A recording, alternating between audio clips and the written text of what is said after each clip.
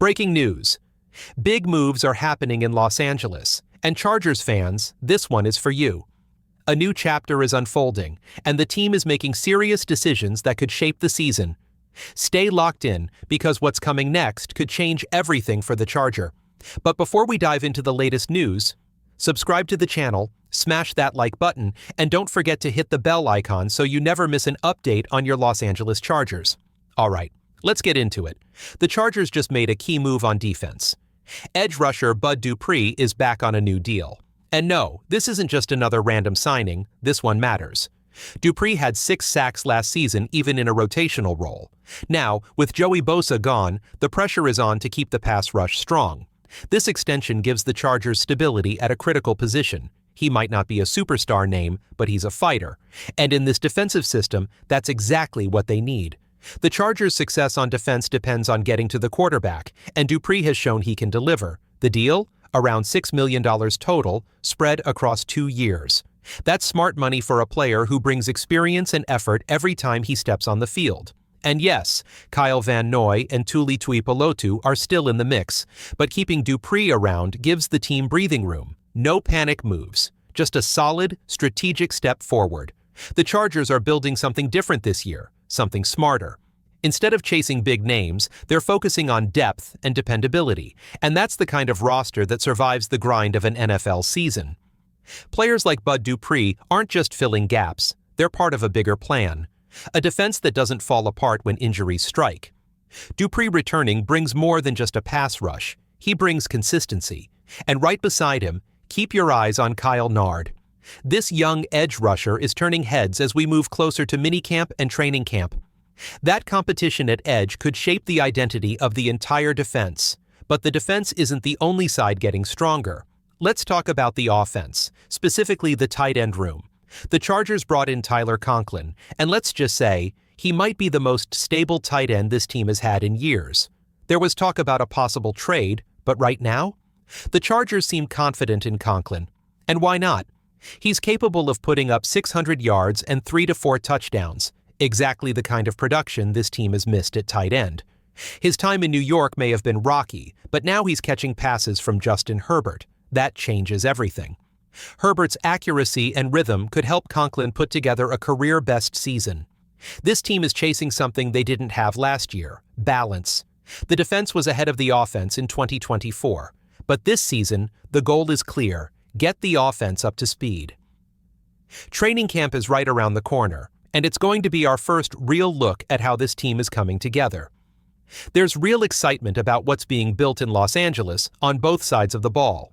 So while other teams flash headlines, the Chargers are building quietly, carefully, and that might be even more dangerous. The countdown is on, and the energy around the Chargers is growing fast. Mark your calendars. Mandatory minicamp is coming up June 10th through 12th, and this is where things start getting real. This camp is more than just warm-ups and drills. It's the first real test. The first time we'll see how this team looks under pressure, who's rising, who's falling behind, and where might the Chargers still need help. It's also when coaches get their first clear view of roster depth. If something's missing, this is when late signings can happen. So don't be surprised if a new name pops up after this camp, especially if someone doesn't perform or a weak spot gets exposed. And speaking of talent, let's talk about Joe Alt. Offensive coordinator Greg Roman recently opened up about how excited he is for Alt's future, and it's easy to see why. Alt is exactly the kind of lineman this offense needs: strong, disciplined, and smart. Last year, Alt showed flashes of greatness. This year, Greg Roman believes we might see an all-pro level leap from him. That's not hype, that's confidence from a coach who knows offensive lines better than most. This Chargers team is being built from the trenches, and that's how championship teams are made. Protecting Justin Herbert and opening lanes for the run game starts with guys like Alt. And with new offensive weapons like Kamani Vidal and Isaiah Spiller ready to break out, that line is more important than ever. Jim Harbaugh and Greg Roman both know that if you want to control games, you start by controlling the line of scrimmage. Joe Alt might just be the anchor of that entire plan. So keep your eyes on minicamp. This is where the 2025 Chargers start to take shape, and the foundation being laid now could lead to something special in the months ahead. Let's talk wide receivers, because something is brewing in Los Angeles. All eyes are on Lad McConkey, and honestly, how could they not be? He's not just catching passes at OTAs, he's stealing the spotlight. Whether it's one-handed grabs or precision timing with Justin Herbert, the connection is already looking dangerous. The buzz inside the building? This duo might be cooking up the next Keenan and Justin type of chemistry, but McConkey isn't just filling shoes, he's carving out his own path. He's quick, smart, fearless over the middle, and dangerous downfield. And don't call him just a slot receiver, he's built to win everywhere. Wide receivers coach Sanjay Lal said it best. McConkey is different. His route running is clean, his acceleration is deceptive, and he's already building that trust Herbert demands. Last season left a hole after Mike Williams and Keenan Allen moved on, but now it's starting to feel like a new era is arriving, and it's not just McConkey. Keep your eye on Keandre Lambert-Smith. He's flashing in all the right ways. Smooth footwork, clean routes, and that breakaway speed that's hard to coach. Coming out of college, he was one of the best deep threats in the game, and he's starting to show it in OTAs. What's more exciting, the depth battle brewing behind the scenes. This isn't just about wide receiver one. It's about 4 or 5 young receivers pushing each other every snap, every drill. And the coaches? They're being smart about it. They're not rushing these rookies. They're developing them. That means getting them into NFL rhythm, sharpening their timing with quarterbacks, and turning raw talent into real production. So yes, this wide receiver room looks young, but it also looks fast, explosive, and hungry. With Herbert at the helm and McConkey rising fast, the Chargers' pass game is no longer a question mark. It might just become one of the most exciting units in the league, and that journey is starting right now. Let's get one thing straight. Trey Harris is not to be underestimated. Forget the noise, forget the doubt. This guy is turning heads in practice. He's smooth off the line, separates with ease, and even at half speed, he looks like a Sunday problem waiting to happen. Don't be fooled by early tape. It's OTAS. When the pads come on, Harris will be in the thick of the fight for real snaps. And right there with him? Lad McConkey, rising fast. Those two might end up splitting reps, but that's a good problem to have. It means competition. It means hunger. It means the Chargers' receiver room finally has depth with juice. But then comes the wild card, Quentin Johnston. Now let's be honest, the drops last year? Frustrating. They drowned out what was actually a pretty solid sophomore season. Solid yardage, multiple scores, moments of brilliance. But in this league, flashes aren't enough. That's why this year matters. Year 3 is where wideouts either break out or fade out. The coaches, especially receivers coach Sanjay Lal, haven't given up on him. In fact, Johnston's been labeled the starter going into camp. But that title? It'll be tested daily by Harris, McConkey, and a hungry rookie class. If Johnston can clean up the drops, just reduce them by half, and keep building on last year's gains, suddenly the Chargers have something dangerous brewing. A young, high-ceiling trio of McConkey, Johnston, and Harris. And guess what? That's just the air attack, because while the receivers sharpen their chemistry, the running back room is straight up exploding. Najee Harris arrived as one of the top free agents on the market, and he already looks like a centerpiece. Add in Kimani Vidal and Isaac Guerendo from the draft, 2 backs with burst, vision, and balance, and suddenly you've got a ground game with depth and versatility. The early reviews from coaches have been glowing. Greg Roman, the mastermind behind smash-mouth offenses in San Francisco and Baltimore, loves what he's seeing. Power, speed, ball control, it's all there. And for an offense that wants to punch people in the mouth, this running back group might be the foundation. The bottom line? The Chargers didn't just patch holes this offseason, they rebuilt identity. And if the receivers and runners keep rising like this, we're in for something special in Los Angeles. Let's talk about the heartbeat of the Chargers offense right now, the running backs. When Najee Harris first signed with LA, people had mixed reactions. Some saw opportunity, others wondered about the fit. Then the Chargers drafted Omarion Hampton, and suddenly the spotlight shifted. Would Najee fade into the background? Not even close. Harris came in, locked in, and went to work. The buzz out of camp is real. He's not just contributing, he's setting the tone. Fast, physical, decisive.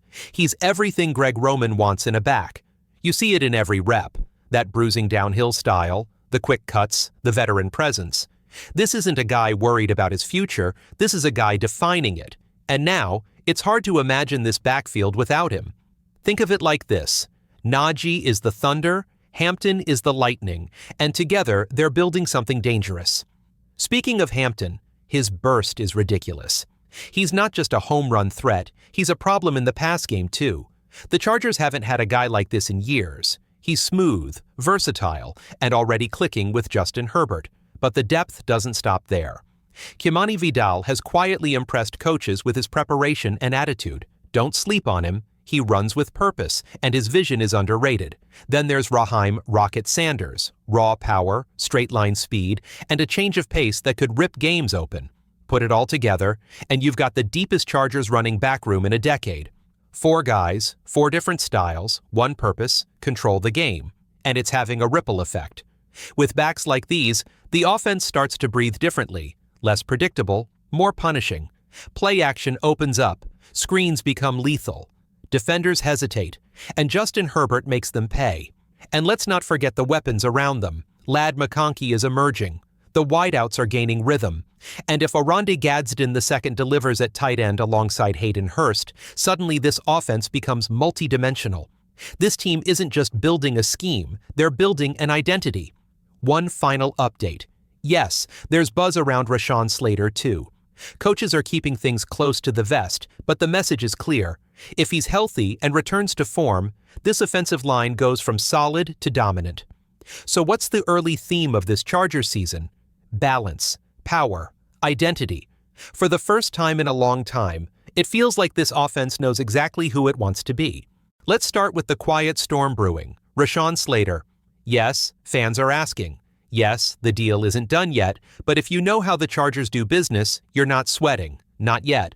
July is when they strike. That's their rhythm. That's their pace. So unless something changes drastically, there's no panic, just patience. Slater is the cornerstone of this line, and both sides know it. A new deal feels more like a matter of when, not if. Now, let's stay locked in on camp because a few surprise names are starting to surface. At the top of the intrigue list, number 41. There are actually 2 players wearing that number, R.J. Mickens and Steve Klotz. But it's Klotz who's caught some serious buzz. Undrafted out of Iowa State, Klotz was used more like a fullback. But what he brings to this Chargers offense? Old-school toughness. He's a relentless blocker, and that might be his ticket to the final 53. Greg Roman's scheme thrives on physicality, and Klotz fits that mold. He's already carving out a role behind Oronde Gadsden II as a pure blocking tight end. And with how much the Chargers plan to use tight ends this year, that 4th TE spot could be up for grabs. Klotz is making a real case for it, but he's not alone. There's another tight end in the mix, last year's midseason edition. Name escaping fans right now, but the coaches haven't forgotten. He showed promise as a blocker and could push Klotz all camp long. That battle could come down to preseason snaps, and every rep is going to matter. Meanwhile, the tight end room is quietly evolving into a strength. You've got a balanced mix: receivers, blockers, utility guys. That's the type of versatility Greg Roman loves to exploit. Tight ends won't just be role players, they'll be weapons in this new system. And the ripple effect? You see it on the line, too. If Slater locks in and these tight ends start hitting their stride, suddenly this offense has a wall of muscle in front of Herbert, and the kind of edge-setting run game the Chargers haven't had in years. So don't sleep on the details. Camp battles like Klotz versus the vets might not be flashy, but they're the ones that build real identity. And identity is what this Chargers team is finally starting to shape. If you're tracking the most important story heading into Chargers training camp, look no further than the offensive line. The buzz? It's not just noise. This line is being reconstructed with intent, and it's starting to take shape in a way that could completely shift the offense's ceiling. Let's break it down. The Chargers have 3 legit building blocks: Rashawn Slater, Mekhi Becton, and Joe Alt. These aren't just guys. These are tone setters. Big, physical, athletic, the kind of trench warriors that teams build around. But the real story is what's happening inside. One major surprise? Zion Johnson taking reps at center. It's not a gimmick. It's serious. And honestly, it might just work. Zion has the IQ, the strength, and the leverage skills to thrive in the middle. Sliding him over could solve a lot of last season's interior issues, especially with snaps, communication, and quick blitz pickups. Early reports say he's taking well to it, and if this sticks, it opens up a whole new world of possibilities. But this shift doesn't happen in isolation. When Zion lines up at center, the ripple effect hits left guard. And that's where the real battle begins. We've seen Bradley Bozeman step in at guard in some formations. We've seen Jamari Salyer swing to left tackle in Slater's absence. And yes, we've even seen Trey Pipkins move inside at times. The coaching staff is clearly testing combinations to find the right five, not just the five best individuals. Meanwhile, don't forget Andre James is still in the mix at center. He brings experience, but the Chargers may be looking for something more dynamic. And that's exactly why Zion's name keeps rising. Still, with a possible vacancy at guard if Zion stays inside, there's talk of adding one more veteran piece. Names being floated include Brandon Scherf, Will Hernandez, and Dalton Reisner. Proven pass blockers, durable, reliable. Any of them could walk in and stabilize the interior immediately. But here's the truth. The Chargers aren't rushing the decision. They're evaluating what they have, watching how these new alignments gel. And if the need becomes clear, a final signing could come just before minicamp. This offensive line isn't just being built, it's being custom fit to power the identity of this team. With Herbert under center, a revamped run game, and a massive front five, this offense is aiming for something we haven't seen in years: balance, aggression, and control. And it all starts with what happens in the trenches. Training camp is going to be a war for jobs, but the battle for the center and guard spots? That could define the success of the entire season.